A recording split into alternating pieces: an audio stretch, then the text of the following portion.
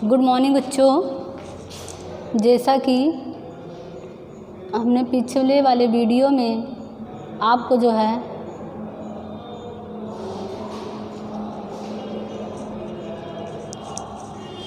कुछ विचारकों के बारे में बता रहे हैं, तो उन विचारकों में सबसे पहले हमने जो भारतीय विचारक थे, भारतीय विचारकों में से मैंने सबसे पहले स्वामी विवेकानंद जी के बारे में आपको बताया था। उनका जीवन परिचय क्या था, जीवन दर्शन क्या था, शिक्षा दर्शन क्या था, शिक्षा से संबंधित उन्होंने उद्देश्य क्या बताया था। इस प्रकार से हमने स्वामी विवेकानंद जी के बारे में बात किया था। आज दूसरे विचारक के बारे में बात करेंगे।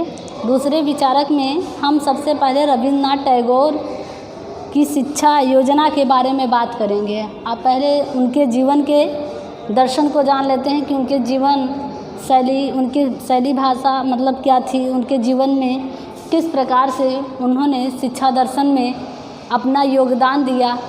तो इस प्रकार से हम स्वामी विवेकानंद के बाद रविन्द्रनाथ टैगोर के बारे में पढ़ेंगे। तो डीएलएड डीएलएड सेकेंड सेमेस्टर का क्लास चल रहा है। डीएलएड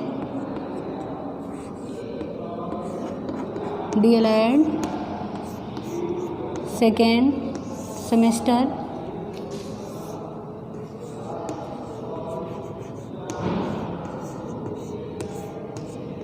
सेमेस्टर का है। सेकेंड सेमेस्टर में हम भारतीय विचारक में दूसरे हमारा आज रविन्द्रनाथ टैगोर के बारे में पढ़ाएंगे।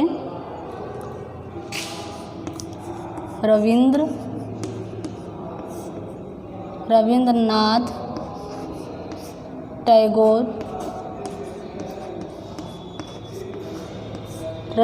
टैगोर की शिक्षा योजना। रविन्द्रनाथ टैगोर की शिक्षा योजना के बारे में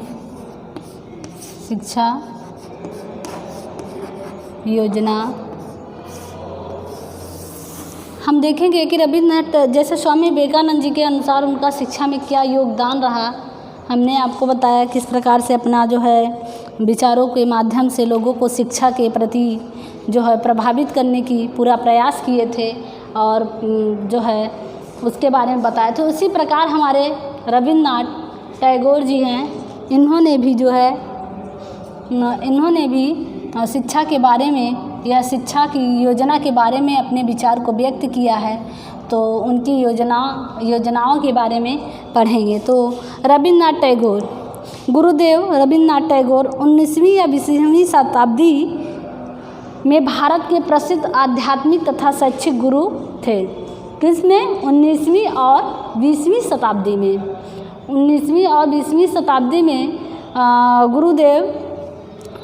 गुरुदेव रविन्द्रनाथ टैगोर जी भारत के प्रसिद्ध आध्यात्मिक गुरुदेव माने गए या गुरु कहे गए कि 19वीं शताब्दी में एक शैक्षिक गुरु के रूप में इनका नाम भारत के सामने या लोगों के सामने आया, रविन्द्रनाथ टैगोर का। तो इन्होंने आध्यात्मिकता के बारे में, आध्यात्मिक तथा शैक्षिक गुरु थे भारत के।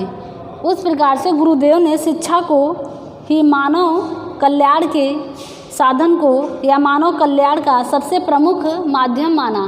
कहा कि मानव के लिए अगर मानव की सफलता किसी में है तो वो शिक्षा है। अगर जिस व्यक्ति के पास शिक्षा है वही इंसान सफलता की ओर जाएगा और उसका कल्याण होगा। अगर शिक्षा नहीं है मानव के पास तो उसका कल्याण हित कभी अच्छे से नहीं हो पाएगा। इसलिए उसके कल्याण के लिए शिक्षा बहुत ज़रूरी है इसके जीवन में।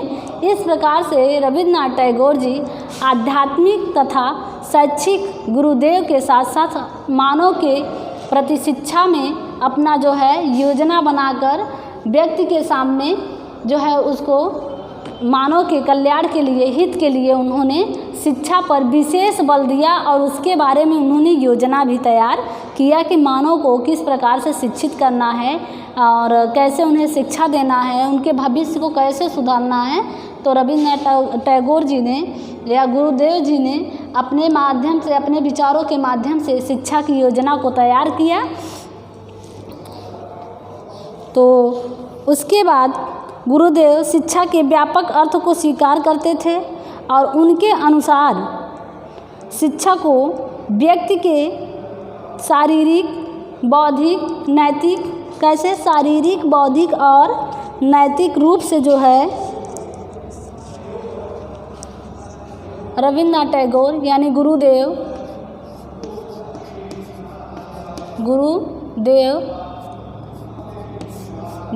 ने शारीरिक,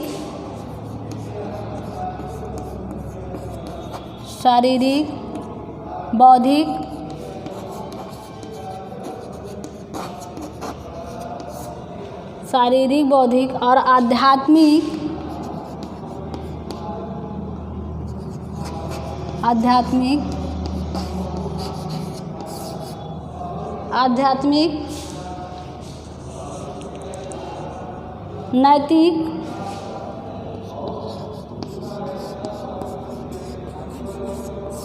नैतिक तथा सामाजिक।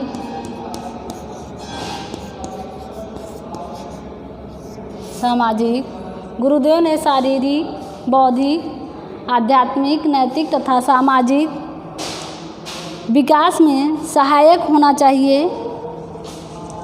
शिक्षा जो है शारीरिक, बौद्धिक, आध्यात्मिक, नैतिक तथा सामाजिक रूप से व्यक्ति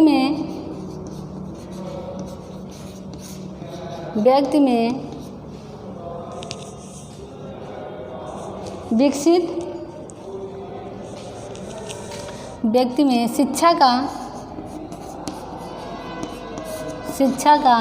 विकास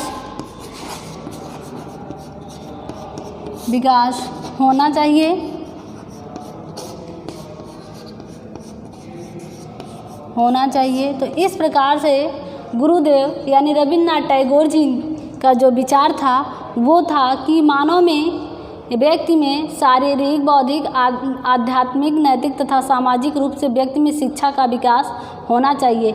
अगर व्यक्ति का विकास शारीरिक रूप से नहीं हो पाता है या बौद्धिक रूप से नहीं हो पाए, उसे तैयार नहीं किया जा सकता आध्यात्मिक रूप से या नैतिक रूप से, सामाजिक रूप से, तो वह समाज के लिए व्यक्ति हितकर नहीं होगा बल्कि अनहित होगा, क्योंकि वह कभी भी पॉजिटिव यानी सकारात्मक भाव को समाज में व्यक्त नहीं कर पाएगा।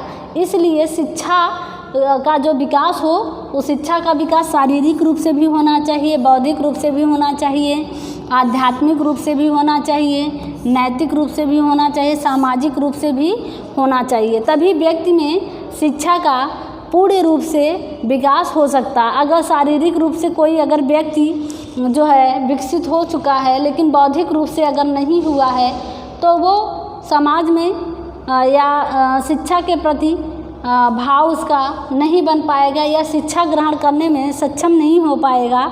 इसलिए अगर किसी व्यक्ति को शिक्षित करना है तो इन रूपों में, मतलब शारीरिक, बौद्धिक, आध्यात्मिक, नैतिक, सामाजिक रूप से उसे हमें प्रिपेयर करना पड़ेगा, यानी तैयार भी करना पड़ेगा। तभी व्यक्ति का शिक्षा में विकास हो सकता है। इस प्रकार से रविन्द्रनाथ टैगोर जी का विचारधारा था और उनके अनुसार शिक्षा को, मतलब रविन्द्रनाथ टैगोर के अनुसार शिक्षा का अर्थ है कि दिमाग को इस योग्य बनाना है कि वह अंतिम सत्य को जान सके, वह सत्य जो हमें निम्न स्तर के बंधनों से मुक्त कराए और पदार्थों की संपत्ति नहीं अपितु आंतरिक प्रकाश की शक्ति प्रदान करे और बाहुबली की नहीं अपितु प्रेम की संपत्ति दे।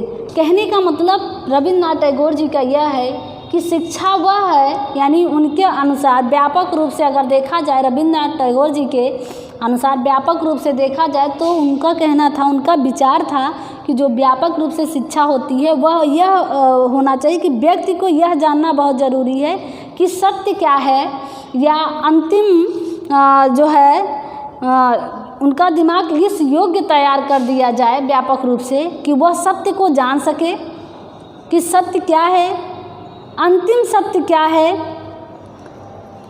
और निम्न स्तर के बंधनों से मुक्त कराएं। मतलब शिक्षा इस प्रकार से व्यक्ति को देना चाहिए कि जो सत्य को जान सके, निम्न स्तर के बंधनों से व्यक्ति को मुक्त करा सके, और जो है अंतिम सत्य के बाद पदार्थों की संपत्ति नहीं, मतलब कहने का मतलब जो पदार्थ हैं जैसे भौतिक सुख की लालसा हो, ऐसे व्यक्ति में शिक्षा का कोई मतलब नहीं है। उसे शिक्षा ग्रहण करने का मतलब उसे भौतिक सुख से मतलब नहीं होना चाहिए। आंतरिक प्रकाश की शक्ति उसे प्रदान कर सके, मतलब वो आंतरिक रूप से यह जान सके, अपनी अवास्तविकता उसके अंदर हो कि हम क्या हैं, कैसे व्यक्ति हैं, हमारा जन्म क्यों हुआ है, अपने अंदर की शक्तियों को वो जान सके, ऐसा शिक्षा उन्हें देना चाहिए। और उसके बाद जो है बाहुबली नहीं होना चाहिए। बाहुबली का मतलब जैसे कोई व्यक्ति है, लोग उससे डरते हैं, वो बात बात पे झगड़ा करना शुरू कर देता है, मारपीट शुरू कर देता है, गाली गलौज शुरू कर देता है, ऐसे बाहुबली नहीं होना चाहिए। बल्कि अपितु कैसा होना चाहिए, प्रेम की संपत्ति, मतलब उसके अंदर प्रेम की भावना होनी चाहिए। इस प्रकार से जो है रविन्द्रनाथ टैगोर जी अपने विचारधाराओं के अनुसार शिक्षा में योजनाओं को तैयार करने की जो योजना बनाई थी, योजना के माध्यम से लोगों में ऐसी भावनाओं को विकसित करने के लिए रविन्द्रनाथ टैगोर जी ने जो है इसको व्यक्त किया है। आगे जो है उसमें इस अंतिम सत्य को अपना बना ले और अभिव्यक्ति करे। कहने का मतलब अंतिम सत्य को वो व्यक्ति जो भी हो, जो शिक्षा के प्रति विचार रखता है, रुचि रखता है, अपनी भाव रखता है, तो वो अंतिम सत्य को जान ले कि अंतिम सत्य क्या है, उसके जीवन की वास्तविकता क्या है, वो धरती पर आया है तो उसका कार्य क्या है, ये चीज़ें उसे सत्य उसे पता हो जाना चाहिए। अंतिम सत्य को जान ले और उसे अभिव्यक्त करें, मतलब कहने का मतलब दूसरों के सामने खुद उसे अभिव्यक्त करने की क्षमता उसके अंदर हो। इस प्रकार से शिक्षा योजना होनी चाहिए और इस प्रकार से लोगों को शिक्षा भी देना चाहिए। ये तो रविन्द्रनाथ टैगोर द्वारा जो है उनकी योजनाएं या उनकी विचारधारा थी। आगे कहते हैं रविन्द्रनाथ टैगोर जी कि आदर्शों, मूल्यों, आवश्यकताओं एवं मान्यताओं को स्थान मिलना चाहिए।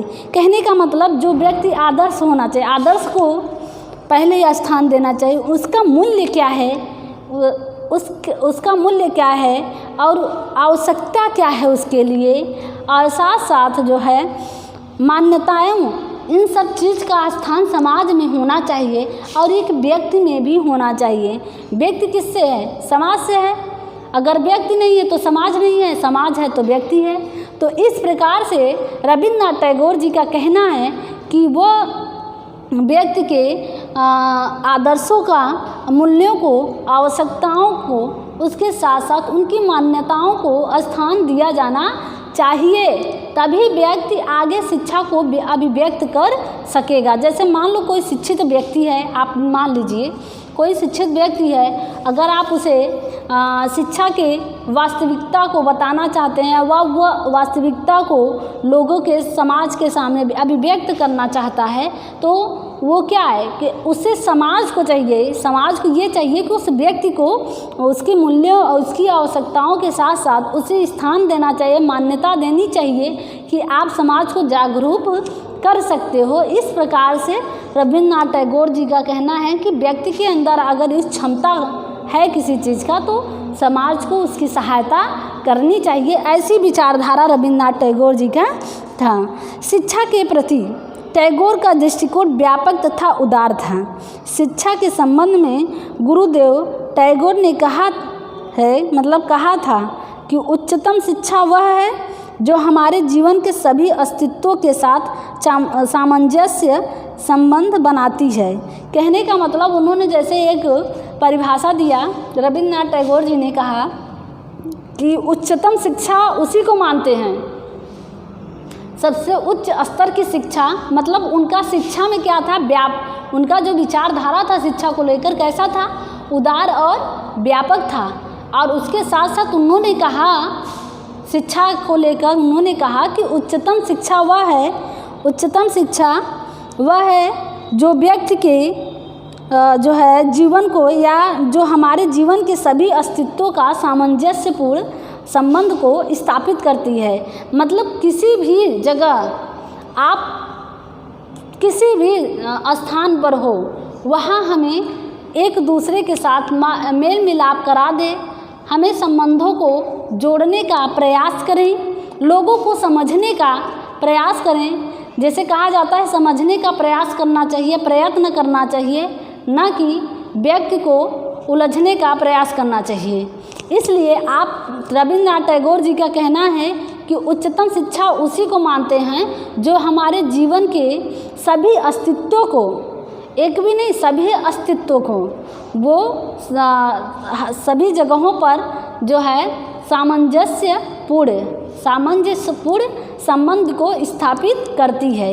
इस प्रकार से रविन्द्रनाथ टैगोर जी का विचारधारा था। जैसे मान लीजिए हम कहते हैं कि रविन्द्रनाथ टैगोर जी का कभी पूछ लेता, रविन्द्रनाथ टैगोर जी के अनुसार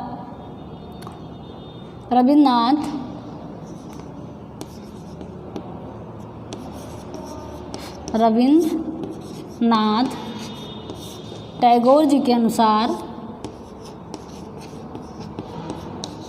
टैगोर जी के अनुसार उनका जो विचारधारा था शिक्षा को लेकर, उन्होंने कहा कि शिक्षा, उच्चतम शिक्षा वह है, उच्चतम शिक्षा वह है जो हमारे जीवन को, जो हमारे जीवन के सभी अस्तित्वों को, हमारे जीवन के सभी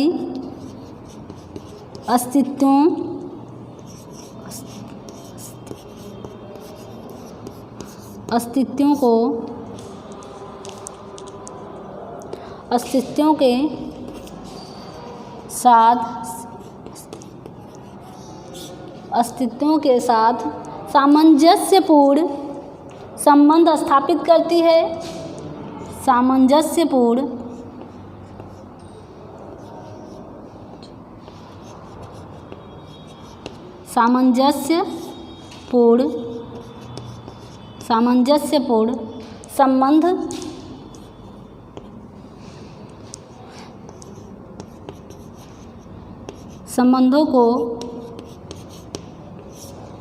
संबंधों को स्थापित करती हैं, स्थापित करते हैं।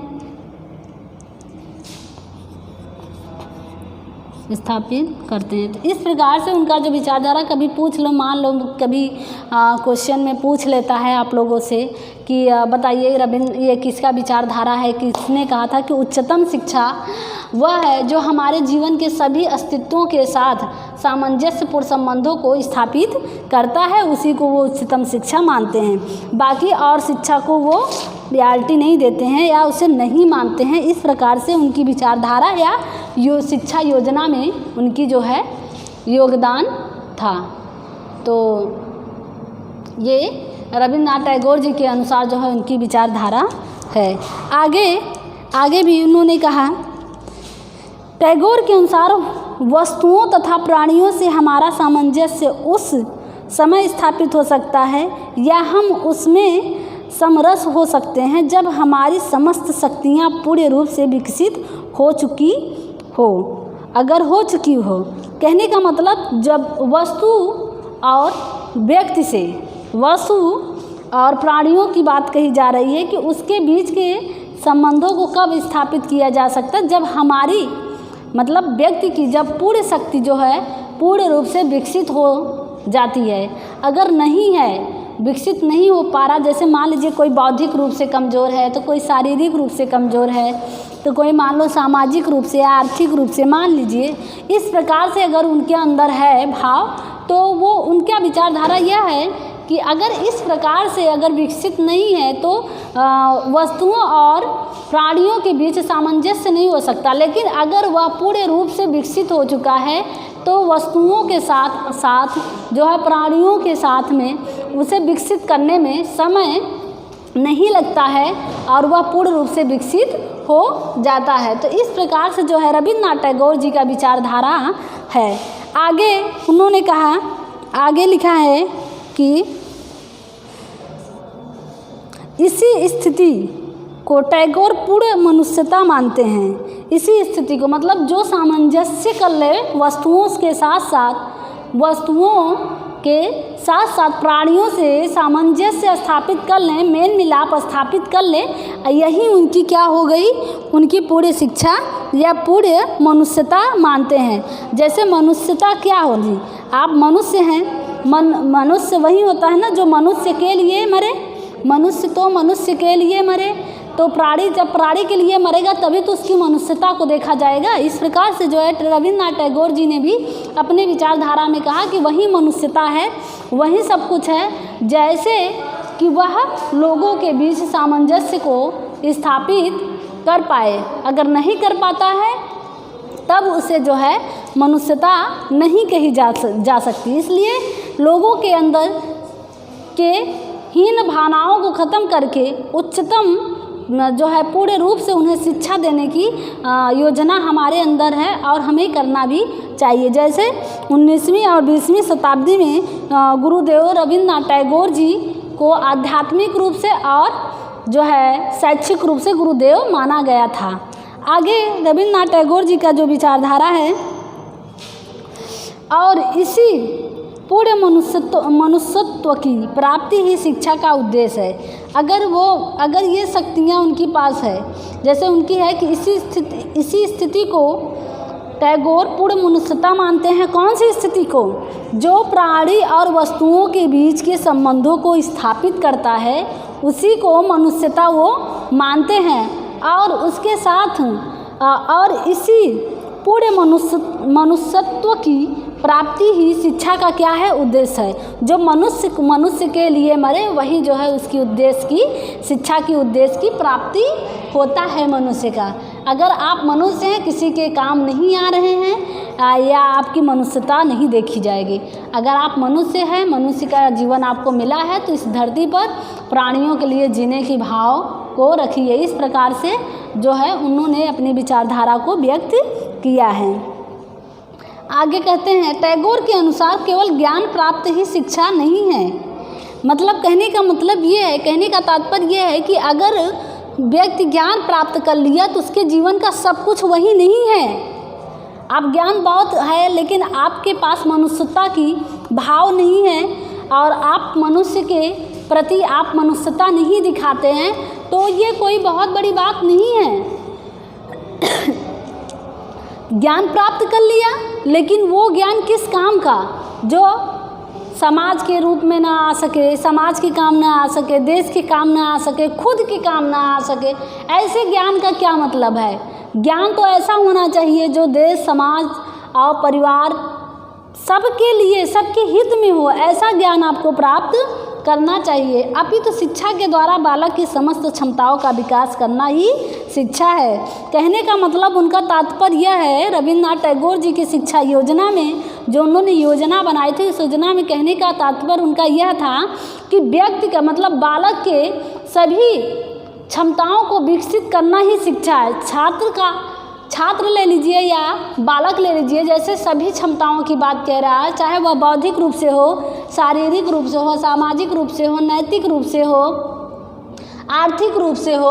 इस प्रकार से अगर हम उन्हें जो है उनकी क्षमताओं की प्रति जो है लगन से, भाव से जो है उनको विकसित करने में अपनी योग देंगे या योग्यता के साथ साथ उनका साथ सहायता करेंगे, तभी वह हमारा शिक्षा कहलाएगा। अगर बालक की किसी भी रूप में आप एक भी कड़ी अगर छूट जाता है तो वह जो है एक भी कड़ी अगर छूट गया तो बालक के पूर्ण रूप से उनकी क्षमताओं का विकास नहीं हो पाएगा।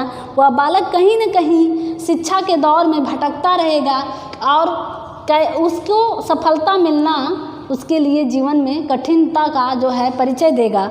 इसलिए बालक को पूर्ण रूप से सभी क्षमताओं को विकसित करना ही हमारा शिक्षा का कार्य कहलाता है। अगर हम उसे सामाजिक, आर्थिक, आध्यात्मिक, बौद्धिक, शारीरिक रूप से विकसित कर देते हैं या उसकी सभी क्षमताओं को विकसित करने में अपना सहायता देते हैं, तभी वह हमारा शिक्षा कहलाएगा। इस प्रकार से रविन्द्रनाथ टैगोर जी का विचारधारा शिक्षा की योजनाओं में था। आगे भी उन्होंने बहुत सारी शिक्षा के उद्देश्य के बारे में बताया है कि शिक्षा का उद्देश्य क्या होता है, कि किस उद्देश्य से बालकों को शिक्षा देनी चाहिए जिससे कि उसका सर्वांगीण विकास हो सके और शिक्षा के अस्तित्व को समझ सके और अपने जीवन में क्या उसका मायने है। इस प्रकार से उन्होंने कई उद्देश्यों के माध्यम से अपनी भावनाओं को व्यक्त किया है। मान लीजिए जैसे रविन्द्रनाथ टैगोर जी मतलब शिक्षा को उच्चतम शिक्षा तो मान लिया कि शिक्षा क्या है। जब हम किसी भी जगह किसी भी स्थान पर मनुष्य या वस्तुओं के साथ सामंजस्य कर लेते हैं, मेल मिलाप कर लेते हैं या उसकी मतलब उसके माहौल से उसके वातावरण में घुल मिल जाते हैं, वही हमारा उच्चतम शिक्षा है। तो उसी प्रकार उन्होंने बताया है कि बालकों में ऐसे कई चीज़ें ऐसे गुण मतलब जब बालक होते हैं तो वो तो शिक्षा ग्रहण कर तो आते नहीं हैं। जब वो समाज के संपर्क में आते हैं, समाज के संपर्क में आएंगे तो उनमें कई ऐसी चीज़ों का विकास होगा, कई गुणों का विकास होगा जिससे कि वह जो है उनके लिए हानिकारक भी होता है और लाभकारी भी होता है। समाज का अगर वातावरण सही है, वहाँ के रहने वाले लोग अगर शिक्षित हैं तो वहाँ के बालकों में भी वो जो है आदर्श रूप से या आध्यात्मिक रूप से, सामाजिक रूप से उनका सही ढंग से विकास हो पाएगा। अगर वहाँ के मतलब माहौल समाज का ठीक नहीं है, शिक्षित लोग नहीं हैं या शिक्षा के प्रति जागरूक नहीं हैं, तो वो भी अपने बच्चों को उसी माहौल में ढालेंगे जिस माहौल में वो अपने जीवन को व्यतीत कर रहे हैं। इसलिए शिक्षा को उच्चतम स्थान देना चाहिए बच्चों में और बालकों में या छात्रों में। और शिक्षक का यह कर्तव्य होता है कि वह अपने छात्रों के प्रति ईमानदारी और प्रेम पूर्वक भाव से जो है कार्य करना चाहिए जिससे कि उनका सर्वांगीण विकास हो सके। इस प्रकार से रविन्द्रनाथ टैगोर जी का शिक्षा योजना में विचारधारा था। अभी तो हमने विचारधाराओं के बारे में बात रविन्द्रनाथ टैगोर जी के अनुसार बताया है। अब आपको जो है उसमें शिक्षा के उद्देश्य के बारे में बताएंगे, किन किन उद्देश्यों पर रविन्द्रनाथ टैगोर जी ने बालकों के सर्वांगीण विकास के बारे में अपने भाव को व्यक्त किया है। और नेक्स्ट वीडियो में हम आपको सिर्फ यही चीज़ बताएंगे, शिक्षा के उद्देश्य क्या थे उनके अनुसार, रविन्द्रनाथ टैगोर जी के अनुसार शिक्षा के उद्देश्य क्या थे। अगली वीडियो में आपको हम जो है समझाएंगे और बताएंगे, एक एक उद्देश्य के बारे में आपको बताएंगे कि कैसा उद्देश्य उनका था। वो सर्वांगीण विकास आज भी जो है प्राचीन भारत की तरह ही वर्तमान भारत में भी शिक्षा का जो है आचार प्रसार चल रहा है, या वर्तमान शिक्षा में कैसी शिक्षा लोगों के बीच है जिससे कि बालकों का विकास हो पा रहा है कि नहीं हो पा रहा है। ये तो प्राचीन 19वीं और 20वीं शताब्दी की बात उन्होंने शिक्षा के उद्देश्य के बारे में बताया। लेकिन वर्तमान समय में अगर देखा जाए तो वर्तमान समय में किस प्रकार की शिक्षा होनी चाहिए, शिक्षा प्रणाली कैसी होनी चाहिए जिससे कि बालक का सर्वांगीण विकास हो सके। वहीं प्राचीन पद्धति से ही नए पद्धति को बनाने का प्रयास लोगों में आज भी है। नकल करने की योजना आज भी लोगों में है। पुराने चीज़ों को देखकर कुछ नए चीज़ों में बनाने की कोशिश करते रहते हैं। तो आज के वीडियो में सिर्फ रविन्द्रनाथ टैगोर जी के अनुसार शिक्षा योजना के बारे में हमने बात कहा है। अब अगली वीडियो में आपको हम उनके अनुसार शिक्षा के उद्देश्य के बारे में आपको बताएंगे। आज का वीडियो यहीं पे हम समाप्त करते हैं। जय हिंद, जय भारत।